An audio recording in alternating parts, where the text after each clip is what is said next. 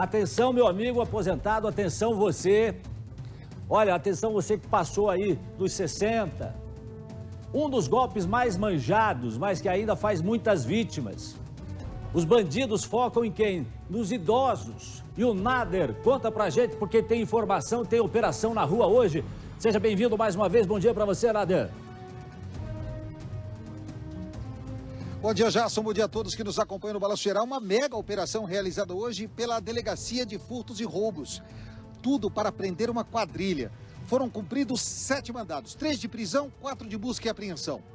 Homens e mulheres que agiam para aliciar idosos, pessoas que fossem vítimas fáceis de um golpe conhecido há anos, o chamado golpe do bilhete premiado ou da nota promissória.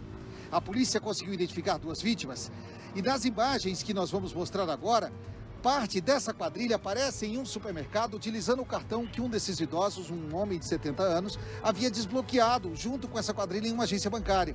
Depois de sacarem R$ 8.500 dessa vítima, eles conseguiram roubar o cartão dele e foram em um supermercado. E nessas imagens, 3 que fazem parte, ou integrantes dessa quadrilha, aparecem comprando aproximadamente R$ 5.000, Jasson. Foi o prejuízo dado nesse cartão roubado desse idoso, que acabou só descobrindo tudo isso quando recebeu a fatura do cartão.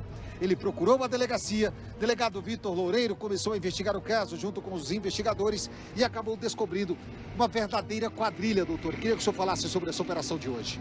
Correto. As investigações tiveram início em julho desse ano, quando essa vítima relatou que teria sido vítima de furto, onde seus pertences teriam sido subtraídos, dentre eles cartões de crédito que foram utilizados no mercado desta capital. Porém, as investigações apontaram que se tratava, na verdade, de um golpe. Inicialmente, os criminosos abordam a vítima fazendo falsas promessas de vantagem e, a partir daí, a vítima começa a fazer saques. Em dado momento, a vítima é abandonada pelos criminosos que, com seus pertences pessoais, continuam fazendo compras e fazendo saques com os cartões das vítimas. Até agora, quantas vítimas comprovadamente foram aliciadas por essa quadrilha, doutor? 2 vítimas já foram ouvidas pela Polícia Civil, mas existem muitas ocorrências ainda sendo analisadas que o modus operandi é extremamente parecido em todos os casos. Então suspeitamos que é a mesma quadrilha agindo em todas as situações. E eles não agiam só na capital, é bom ressaltar isso, eles agiam também no interior do estado? Correto, nós fizemos um levantamento e apuramos que em uma semana percorreram várias cidades no interior do estado. Ou seja, muitas outras vítimas devem ter caído desse golpe e por vergonha, né? Porque é muito conhecido esse golpe por aquelas pessoas que acabam tendo um olho grande, acabam querendo tirar vantagem e acabam saindo do prejuízo.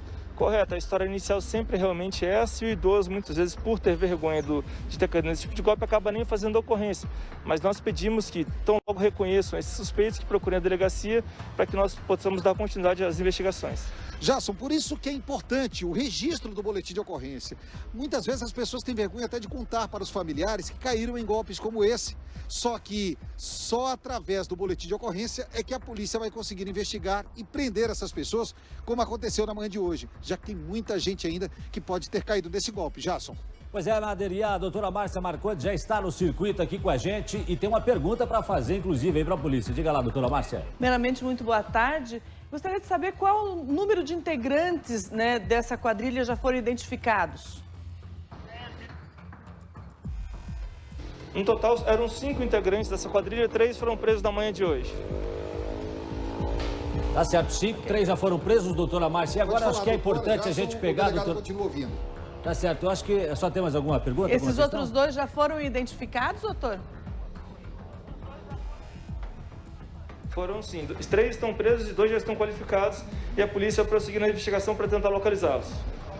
Tem mais ou menos uma estimativa aí do valor dos golpes aplicados até agora, doutor?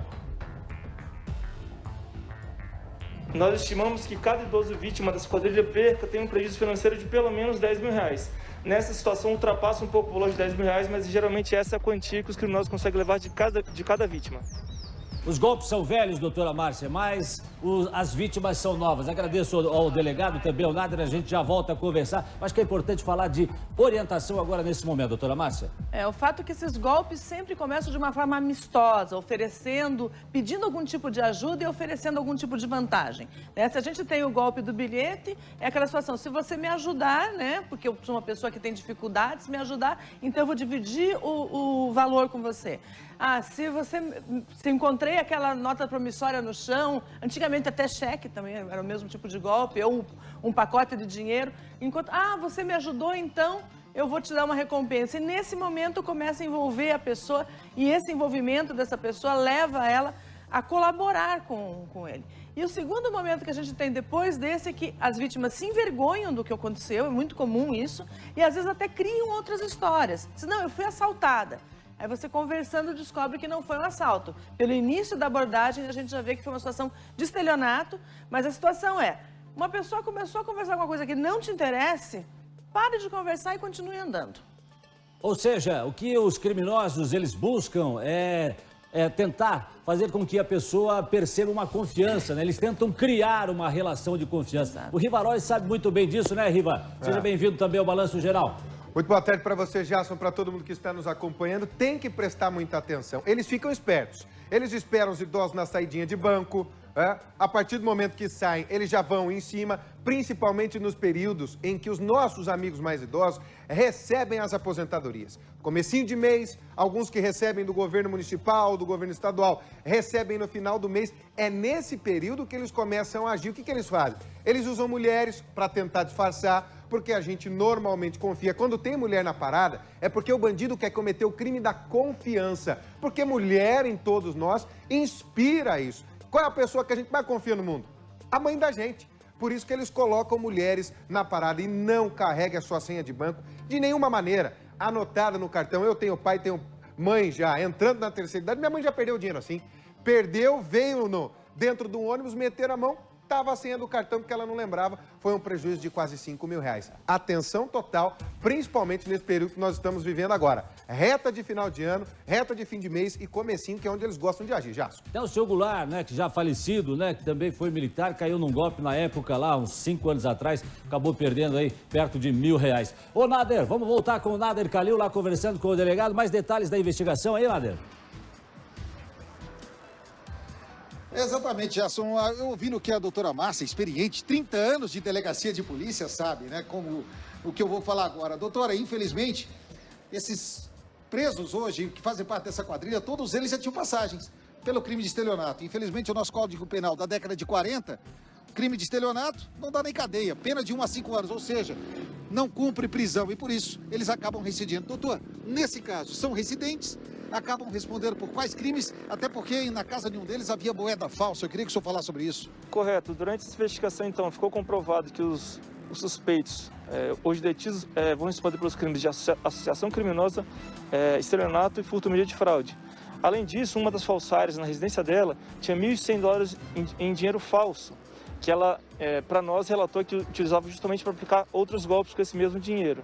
Então, esse valor foi encaminhado para a Polícia Federal junto com essa presa nossa, e lá a Polícia Federal vai tomar as devidas providências. Dessa vez pode ser, Jasso, então, que diante de tantas acusações imputadas pelo delegado, essa quadrilha possa ficar presa. Porque além do estelionato, conforme a gente falou que é de 1 a 5 anos, aí tem um somatório, principalmente da questão da moeda falsa, formação de quadrilha. Então agora pode ser até que eles passem algum tempo atrás das grades. A doutora Márcia pode até explicar mais sobre isso. Pois é, mas quanto tempo será que é, né, doutora, que vai passar atrás das grades aí? Porque lá os caras ainda ficam pensando outras maneiras de aplicar golpe. Gelson, o meio de vida deles é o estelionato, né? O meio de vida deles, é como eles ganham dinheiro, é o estelionato. Saindo, os estelionatários retornam a fazer exatamente isso. O que nós vemos como uma vantagem, talvez, nesse momento, é que nós temos várias vítimas. E cada crime é um crime. Sendo cada crime um crime, vai haver soma nessas penas. Então, além da soma dos tipos de crime que nós temos, a formação de quadrilha, que nós temos o estelionato, nós temos a moeda falsa e o furto qualificado, né? A gente vai ter isso somado à situação que serão várias vezes. Então, nesse momento, há a possibilidade da manutenção em prisão.